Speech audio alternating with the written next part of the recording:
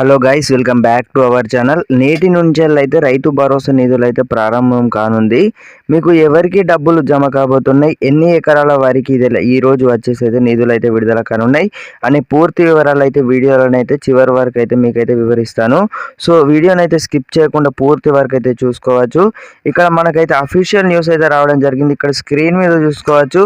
అయితే రైతులు ఎవరైతే భూమి సాగు చేస్తున్నారో పంటలు పంపిణీకి రైతు భరోసా అమలు చేయాలని అయితే ఉమ్మడి ఖమ్మం జిల్లానైతే మనకైతే రైతులైతే ఆందోళనతో అయితే వ్యక్తం చేయడం జరిగింది. 10 ఎకరాలకైతే పరిమితి అయితే పెట్టడం జరిగిందన్నమాట.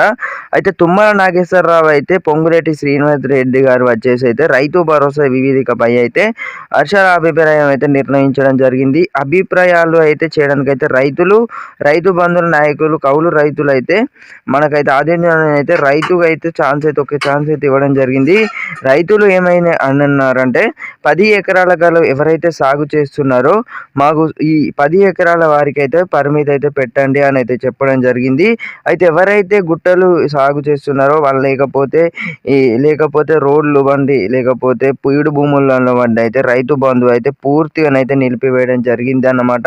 ఈ రోజు నుంచి అయితే 1, 2, 3, 4 ఎకరాల గల రైతులు ఎవరైతే రైతులు ఉన్నారో రైతు భరోసా నిధులు వచ్చేసి ఈ రోజు 1, 2 ఎకరాల గల రైతులు ఎవరైతే సాగు చేస్తున్నారో మీ అందరికీ వచ్చేసి అయితే ఈ రోజు అయితే నిధులు అయితే విడుదల చేయడం జరుగుతుందన్నమాట.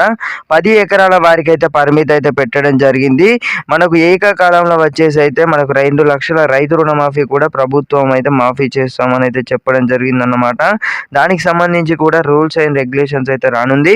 అలాగే మనకైతే ఇప్పుడే వచ్చిన వార్త, ఇంటి నిర్మాణానికి అయితే ఎవరైతే ఇల్లు కట్టుకోవడానికి అయితే రూపాయలు 5 లక్షల వరకు అయితే ప్రభుత్వం అయితే కీలక నిర్ణయం అయితే తీసుకున్నట్లయితే తెలుస్తుంది.